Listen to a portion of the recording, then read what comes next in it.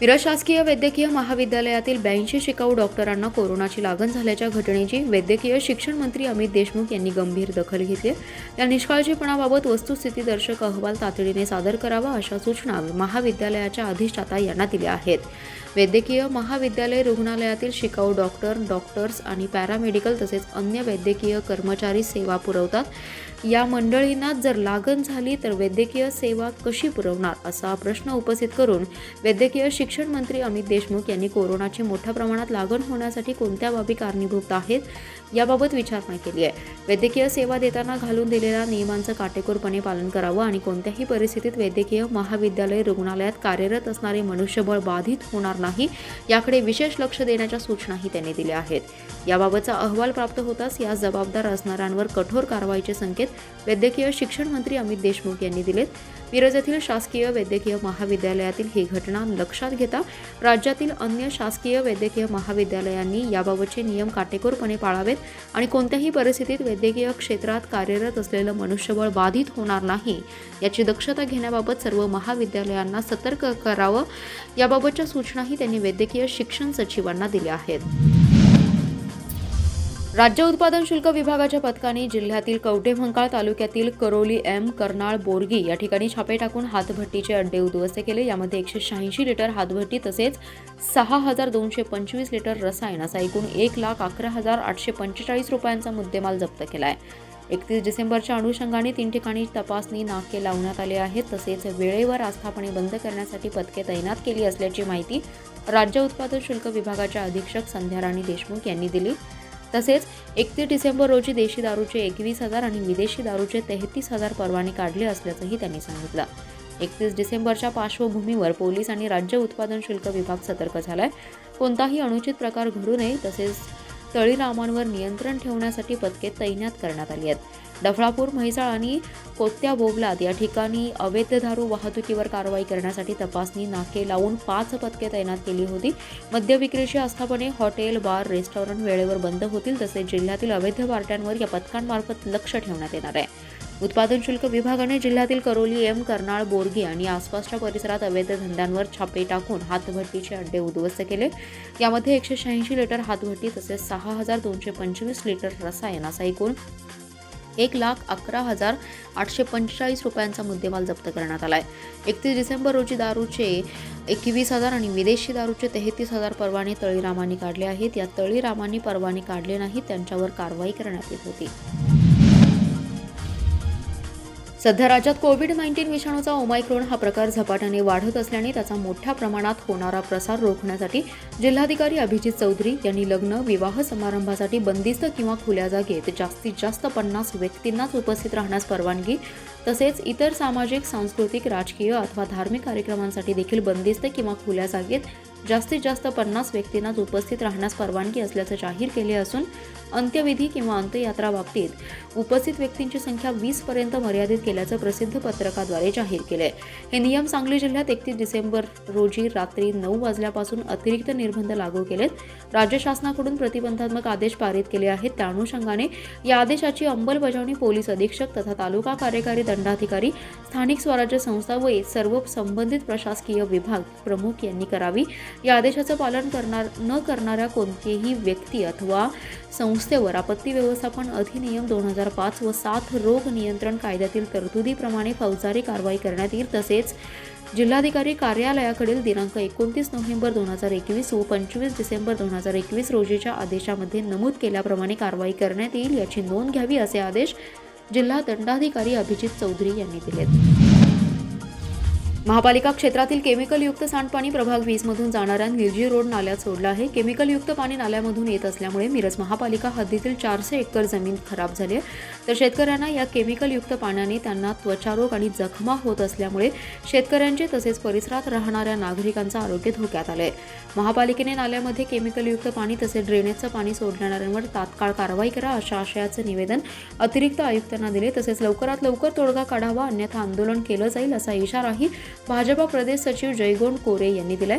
जयगोंड कोरे यांनी यावेळी अतिरिक्त आयुक्त दत्तात्रय लांघी, उपायुक्त चंद्रकांत आडके, सहाय्यक आयुक्त दिलीप घोरपडे, आरोग्याधिकारी डॉक्टर रवींद्र दाटे यांना घेऊन प्रत्यक्ष जाऊन पाहणी केली. केमिकलयुक्त सांडपाणी नाल्यातून येत असल्यामुळेच आजूबाजूच्या शेतीचं प्रचंड नुकसान झालंय. याबाबत स्थानिक शेतकऱ्यांनी अनेक वेळा महापालिकेला सांगितले होते, परंतु याकडे सोयीस्कररित्या दुर्लक्ष करण्यात आले. महापालिकेचे सांडपाण्याचं नियोजन करावं, तसेच नाल्यामध्ये केमिकलयुक्त पाणी सोडणाऱ्यांवर कारवाई करावी, तसे प्रदूषण मंडळाने याकडे लक्ष देऊन कारवाई करावी.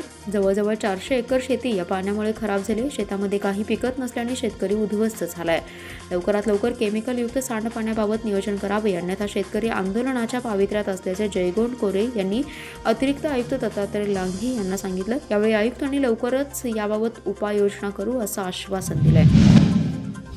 महापालिकेच्या प्रभाग क्रमांक 16च्या पोटनिवडणुकीसाठी काँग्रेस उमेदवाराची घोषणा रविवारी होणार आहे. काँग्रेसचे युवा नेते विश्वजित कदम काँग्रेसच्या प्रमुख पदाधिकाऱ्यांची बैठक घेणार आहेत. त्यानंतर उमेदवाराची घोषणा होणार आहे. दरम्यान या बैठकीत महापालिकेच्या कारभाराची देखील चर्चा होण्याची शक्यता आहे.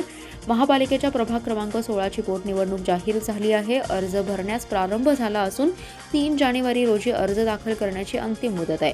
काँग्रेसचे माजी महापौर हारून शिकलगार यांचं निधन झाल्याने त्यांच्या रिक्त जागेवर ही पोटनिवडणूक होत आहे. पूर्वी या जागेवर ओबीसी आरक्षण होतं, मात्र सर्वोच्च न्यायालयाने आरक्षण रद्द केल्याने ही जागा खुली झाली आहे. काँग्रेसकडून हारून शिकलगार यांचे पुत्र तौफिक शिकलगार इच्छुक आहेत, तर दुसरीकडे मतदारसंघ खुला झाल्याने काँग्रेसमध्ये इच्छुकांनी गर्दी वाढवली आहे. काँग्रेसकडून माजी नगराध्यक्ष राजाराम सावंत आणि माजी नगरसेवक बाळासाहेब सावंत यांचे पुतणे सुरेश सावंत यांचं नाव देखील पुढे येत आहे. मतदारसंघ खुला झाल्याने काँग्रेसमध्ये गर्दी होत आहे, त्यामुळे बैठक घेऊन उमेदवारीचा निर्णय होणार आहे. विश्वजित कदम रविवारच्या बैठकीत उमेदवाराची घोषणा करतील. या बैठकीत महापालिकेच्या कारभारावर देखील चर्चा होण्याची शक्यता आहे. उरण इस्लामपूर नगर परिषदेचे लोकनियुक्त नगराध्यक्ष व भाजपाचे जिल्हा उपाध्यक्ष निशिकांत भोसले पाटील यांची प्रकट मुलाखत प्रसिद्ध निवेदक सुधीर गाडगीळ घेणार आहेत. ही प्रकट मुलाखत रविवारी सायंकाळी 6 वाजता इस्लामपूर येथील राजाराम बापू नाट्यगृह येथे होणार असल्याची माहिती निशिकांत युथ फाउंडेशन व निशिकांत दादा स्पोर्ट्स फाउंडेशनच्या पदाधिकाऱ्यांनी दिली आहे. निशिकांत भोसले पाटील यांची संघर्षमय वाटचाल, शिक्षण, आरोग्य क्षेत्रातील यशस्वी प्रवास, समाजकार्य, अलीकडील राजकारणातील प्रवास, गेल्या 5 वर्षातील शहरातील विकासात्मक वाटचाल आणि भविष्यातील व्हिजन या विषयाच्या अनुषंगाने निशिकांत दादांच्या इतिहासातील घडामोडी आणि भविष्यातील वाटचाल याची पाने या मुलाखतीत उलगडली जाणार आहेत. या मुलाखतीचं थेट प्रक्षेपण फेसबुक, ट्विटर, इंस्टाग्राम, यूट्यूबवर पाहता येणार असून व्हॉट्सअप लिंकही पाठवली जाणार आहे. तर या कार्यक्रमात शहरातील नागरिक, सामाजिक संस्थेचे पदाधिकारी, लोकप्रतिनिधी, शिक्षण, आरोग्य क्षेत्रासह अन्य क्षेत्रातील मान्यवरांनी उपस्थित राहावं असं आवाहन संयोजकांनी केलं आहे. सांगली कृषी उत्पन्न बाजार समितीच्या जत येथील जनावर बाजार परिसरात भरवण्यात आलेल्या माडग्याळ मेंढी यात्रेस मोठा प्रतिसाद मिळत गेला. या यात्रेत 2 कोटींची उलाढाल झाल्याचा अंदाज वर्तवण्यात येतोय. माडग्याळ मेंढी ही अत्यंत रुबाबदार असल्याने तिचा लौकिक भारतभर होताना दिसत आहे. अशा जातिवंत मेंढ्या पाळण्यासाठी कर्नाटक आणि महाराष्ट्रातील मेंढपाळ पुढे येताना दिसत आहेत. गुरुवारी ही मेंढ्यांची यात्रा अचानक भरवून सुद्धा या ठिकाणी 1000च्या आसपास मेंढ्या दाखल झाल्याचा अंदाज आहे. प्रसिद्ध सराफ सुभाष पाटील, प्रकाश मोटे आणि कुलाळवाडीचे दादा तांबे, दिलीप घाडगे, महेश हवगुंडे, पिराप्पा माळी इत्यादींनी पुढाकार घेत ही मेंढ्यांची यात्रा भरवली. असाचा समारोप झाला. जत तालुका राष्ट्रवादी काँग्रेस तालुका अध्यक्ष रमेश पाटील, केडरचे माजी अध्यक्ष बापूसाहेब पाटील इत्यादींनी आज या ठिकाणी भेट दिली. महाराष्ट्रासह कर्नाटकातील मेंढपाळांनी इथे हजेरी लावली.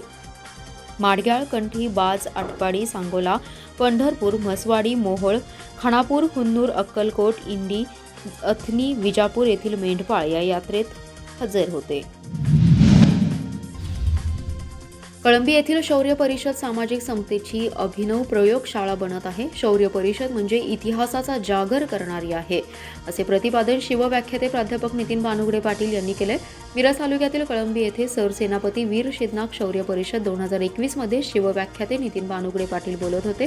शौर्य परिषदेचे अध्यक्ष चंदनदादा पाटील होते. यावेळी कळंबीचे सरपंच, उपसरपंच तसंच औरंगाबादचे शिवसेनेचे आमदार संजय शिरसाट, शिवव्याख्याते यशवंत गोसावी, वीर शिदनागांचे वंशज मिलिंद इनामदार, प्राध्यापक प्रमोद इनामदार, अभिजित इनामदार, राहुल इनामदार आणि इतर मान्यवर उपस्थित होते.